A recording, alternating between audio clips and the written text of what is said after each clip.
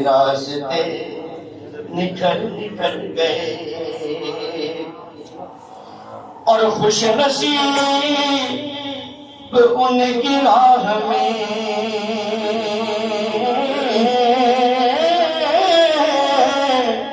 خوش نصیب ان کی راہ میں جان سے گزر گئے جان سے پڑھ لو میرے بھائی بڑی جان سے گزر گئے جان سے گزر گئے راستے نکھر گئے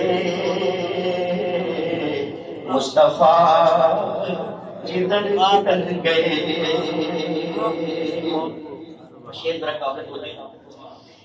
کتنے دل نشیں تھے ان کے وہ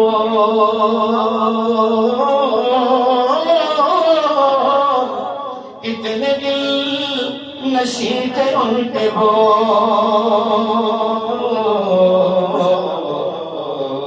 یہ روح میں اتر گئے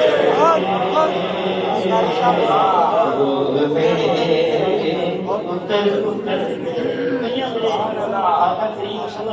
اخلاق مبارک ویکھیا تے کلمہ پڑھ لیا کہیں چہرہ مبارک ویکھیا تے کلمہ پڑھ لیا حضور کی میٹھی میٹھی آواز مبارک سن کے کلمہ پڑھ لیا روح میں اتر گئے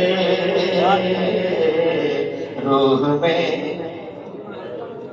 اور سرور کا حسن دیکھ کر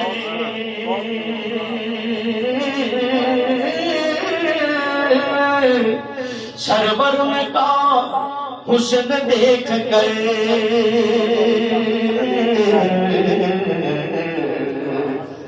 اڑتے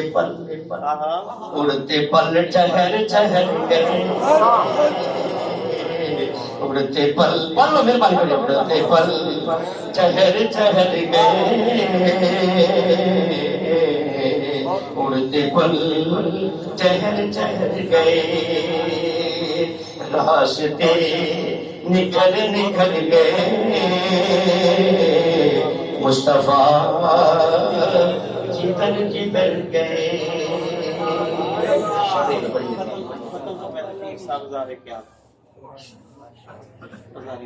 سید ذیشان شاہ صاحب سے متمسوں کے وقت فرمائے نعرہ تکبیر نعرہ رسالت الحمدللہ وحدہ والصلاة والسلام علی من لا نبی بعد اما بعد فاعوذ باللہ من الشیطان الرجیم بسم اللہ الرحمن الرحیم کیف تکفرون باللہ وکنتم امواتا فاحیاکم ثم یمیتکم ثم یحییکم ثم الیہ ترجعون آمنت باللہ صدق اللہ المولانا العظیم برادر محترم پیر سید سمیع الحسن شاہ صاحب دامت برکاتہم القدسیہ جملہ مشائخ نظام علماء کرام آج ہم برادر اکبر حضرت پیر سید امتیاز شاہ صاحب ان کے اصال ثواب کی مجلس میں حاضر ہیں اللہ رب العزت ہمارے اس بھائی کے درجات کو مزید بلندیاں وقت کا لحاظ ہے میں صرف 5 سے 6 منٹ میں اپنی حاضری مکمل کر لوں گا میں نے جو آیہ کریمہ تلاوت کی اس کا ترجمہ اس کے ساتھ ایک حدیث مبارکہ ملا کر گفتگو کروں گا اللہ رب العزت سمجھنے کی توفیق عطا فرمائے یہ آیہ کریمہ جو میں نے تلاوت کی اس میں اللہ رب العزت نے انسان کی موت و حیات کا فلسفہ بیان فرمایا یہ قرآن مجید کی آیت کریمہ ہے بعد جس میں انسان کی پیدائش سے پہلے سے لے کر وفات کے بعد تک کا تذکرہ فرمایا کیف تکفرون باللہ تم اپنے اللہ کا کیسے انکار کر سکتے ہو وکنتم امواتا تمہاری حالت تو یہ تھی کہ تم مرے ہوئے تھے حالت موت میں تھے اس موت کو پیدائش سے پہلے کے ساتھ تشریح کیا گیا جب پیدا نہیں ہوئے تھے تو مرے ہوئے تھے فَأَحْيَاكُمْ بس اس نے تمہیں زندگی عطا فرما دی جس میں ہم اب موجود ہیں. قرآن کہتا ہے زندگی کے بعد ثم یمیتکم، تمہیں پھر موت آئے گی، جو بھائی امتیاز کو بھی آئی، لاکھوں کروڑوں انسانوں کو ہمارے سامنے آتی ہے. موت آنے کے بعد ہم تجہیز و تکفین کرتے ہیں، دفنا دیتے ہیں.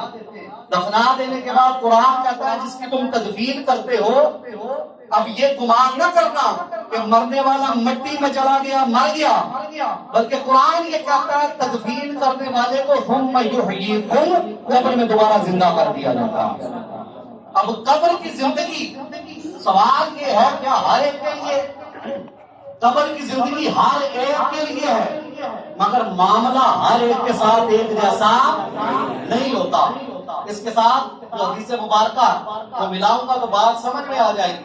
حضور نبی صلی اللہ علیہ وسلم نے ارشاد فرمایا جب تم دفنا کر جا رہے ہوتے ہو مردے کو، بخاری شریف کی حدیث ہے، تو منکر نکیر اٹھا کر اسے زندہ کر دیتے ہیں سوال و جواب کی نشست سے پہلے، تو مرنے والا جانے والوں کی قدموں کی آہٹ کو اپنے کانوں سے سنتا ہے.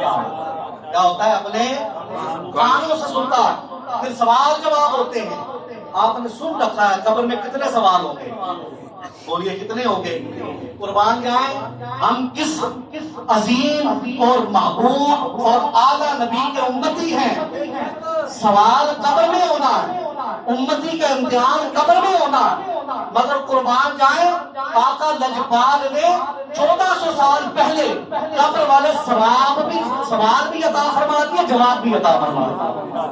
فرمایا میرے امتی یہ سوال ہوگا، اس کی تیاری کر کے قبر میں جانا تاکہ تمہیں آزمائش میں نہ پڑنا.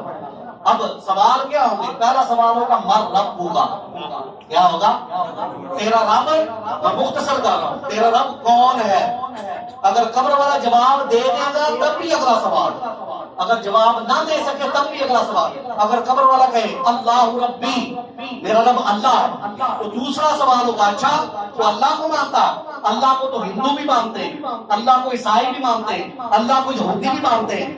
دوسرا سوال ہوگا اگر اللہ کو مانتا ہے تو ماں دین ہوگا، تیرا دین کیا ہے؟ اگر قبر والا کہہ دے کہ میں عیسائی ہوں فارغ، ہندو ہوں فارغ، یہودی ہوں اٹھا کر دوزخ میں. اگر قبر والا کہے گا دین الاسلام، میں مسلمان ہوں، تو میرے دوستو جو مسلمان ہے، مسلمان کے لیے قبر میں فقط ایک ہی سوال ہو گئے. سامنے تاجدار و کائنات کا بدوہار ہوگا، چمکتا ہوگا اور پوچھا جائے گا ما کنت تقول فی حق ھذا رجل محمد، بتا اس ہستی پاک کے بارے میں دنیا میں کیا کہا کرتا ہے. اب آپ سوال کا سیکوینس دیکھیں گے. اللہ شاہ صاحب پہلا سوال ہوا، پوچھا من رب کا، تیرا رب کون ہے؟ جواب دے دیا. دوسرا سوال ہوا ما دین کا، تیرا دین کیا ہے؟ اب اس سیکوینس کو دیکھیں نا، اس ترتیب کو دیکھیں تو تیسرا سوال بنتا ہے تیرا رب کون ہے. یہی بنتا ہے نا، نہیں آقا دو جہاں کون ہے یہ سوال بنتا. مگر قربان جائے جب محبوب کی باری آتی ہے سوال کی ترتیب بھی بڑھ جاتی ہے.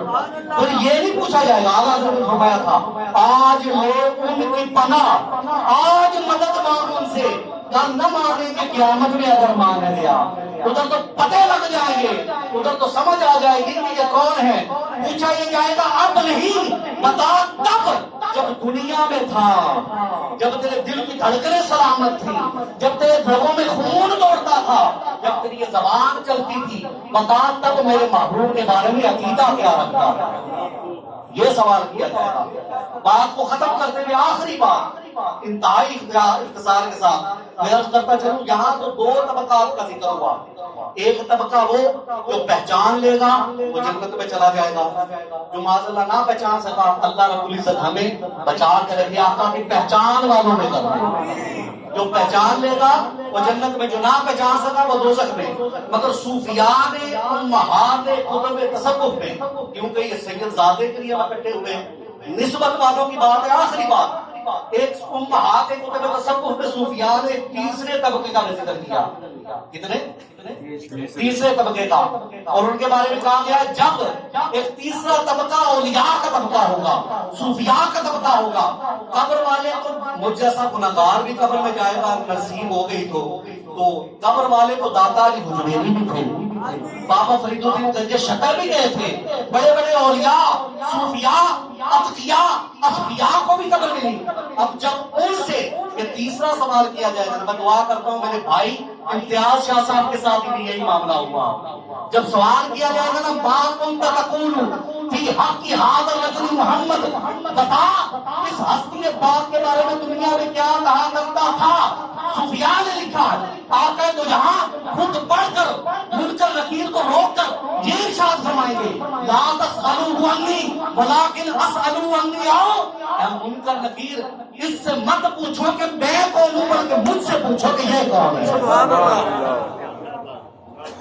لجپال پریت نو لجپال پریت نو توڑ دینی، جدی باہ پڑھ لیندے پھر توڑ دینی۔ اللہ رب العزت دعا ہے کہ اللہ رب العزت دنیا میں آقا دو جہاں کے قدموں کے ساتھ، آقا دو جہاں کی زلفوں کے ساتھ، آقا دو جہاں کے بددعا کے مکھڑے کے ساتھ، آقا دو جہاں کی سیرت صورت اور مقدس کردار کے ساتھ نسبت قائم کرنے کی توفیق عطا فرمائے۔